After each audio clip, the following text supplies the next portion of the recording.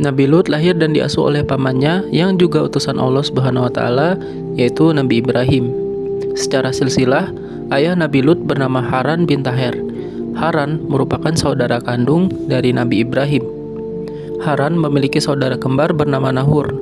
Oleh karena begitu dekat, Nabi Lut dan Nabi Ibrahim sering mengembara jauh, melintasi daratan dan lautan. Misi mereka adalah menyebarkan agama Islam pada umat manusia. Saat mereka tiba di Palestina, Nabi Lut menerima wahyu dari Allah. Dia dipilih sebagai nabi dan diutus untuk mendakwahi kaum Sodom. Kaum Sodom dikenal sebagai kota maksiat, penuh korupsi, dan angka kriminalitasnya juga tinggi. Karena banyak dikunjungi pedagang hingga pengusaha, banyak perampokan terjadi di kota itu. Tak hanya merampas barang-barang, kaum Sodom juga tak segan membunuh. Namun tindakan kejahatan yang paling mengerikan adalah homoseksual dan lesbian. Di kota Sodom, Nabi Lut menikahi seorang perempuan bernama Wali'ah.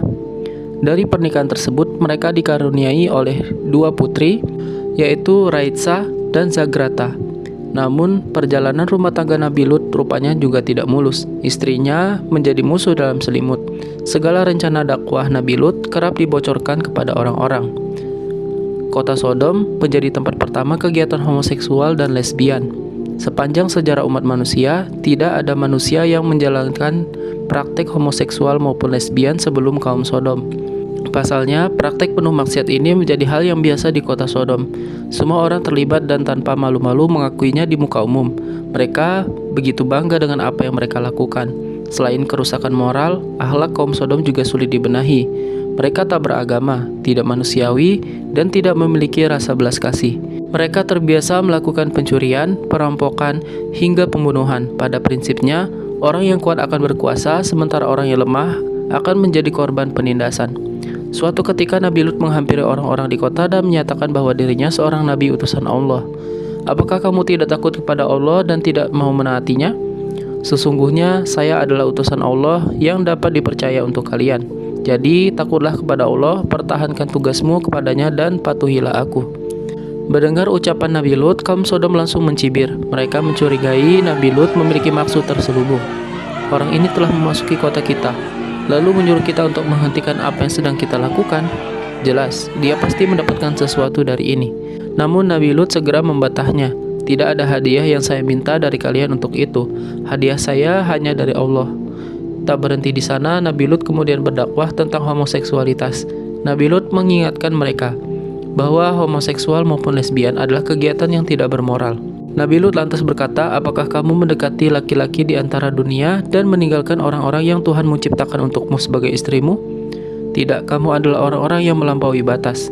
Setelah sekian tahun berdakwah, tidak ada seorang pun di kota Sodom yang mau beriman kepada Allah.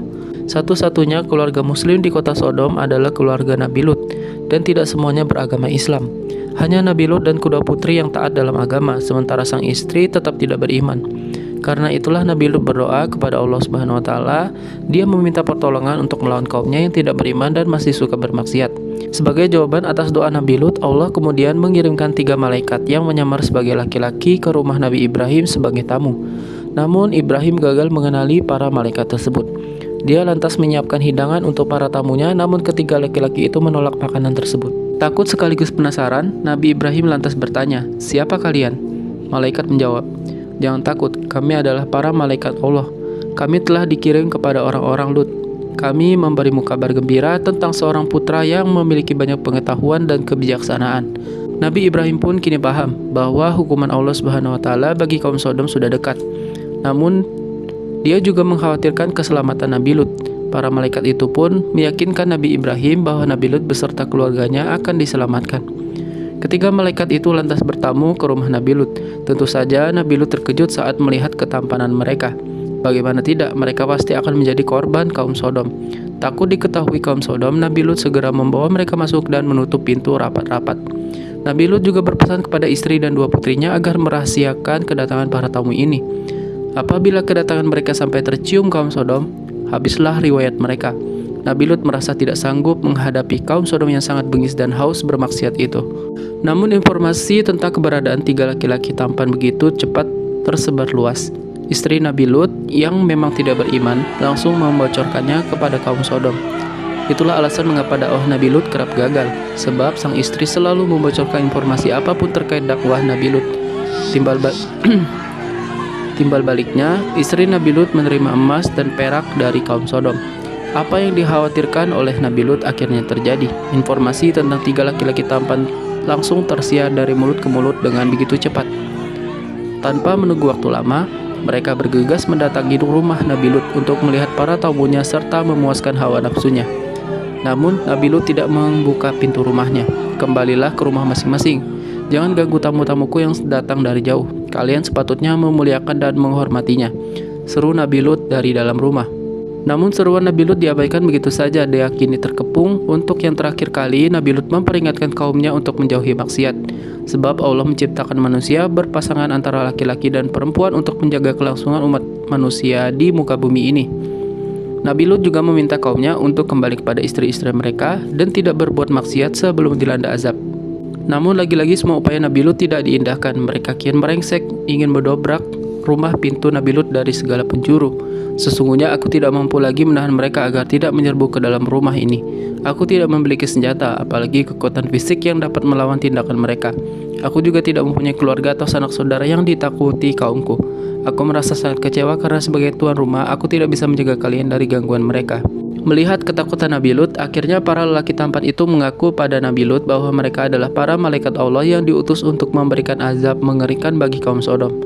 Mendengar hal itu, Nabi Lut pun tidak menyangka pertolongan Allah Subhanahu wa taala akan datang secepat itu. Allah telah memberikan jawaban atas semua doa-doanya. Para malaikat itu lantas menunjuk azab dari Allah Subhanahu wa taala. Mereka meminta Nabi untuk membuka pintu rumahnya lebar-lebar agar orang-orang yang haus homoseksual itu bisa masuk. Begitu pintu dibuka, orang-orang langsung menyerbu dan berebutan untuk masuk. Namun tiba-tiba pandangan mereka langsung gelap gulita. Mereka tidak dapat melihat apapun. Mereka berkali-kali mengusap-usap mata, tapi ternyata kini mereka sudah menjadi buta. Para penyerbu rumah Nabi Lut masih dalam keadaan kacau balau, berbenturan antara satu dengan lain, dan berteriak berseraya bertanya, apa yang membuat mereka buta mendadak. Kemudian para tamu jelmaan malaikat berseru kepada Nabi Lut agar meninggalkan segera perkampungan itu sebelum azab yang lebih besar melanda. Nabi Lut diminta pergi secepat mungkin bersama keluarganya karena waktunya tidak lama lagi. Azab itu telah tampak dan akan segera ditimpakan oleh Allah Subhanahu wa taala. Para malaikat itu berpesan kepada Nabi Lut dan keluarganya agar melakukan perjalanan keluar kota tanpa menoleh ke belakang. Lewat tengah malam, Nabi Lut keluar dari rumahnya bersama istri dan 2 putrinya. Mereka berjalan cepat menuju keluar kota. Sesuai petunjuk para malaikat, mereka tidak menoleh ke kanan maupun ke kiri. Namun demikian, istri Nabi Lut tetap saja bebal. Musuh dalam selimut Nabi Lut itu berjalan paling belakang. Langkahnya tidak secepat suami dan kedua anaknya.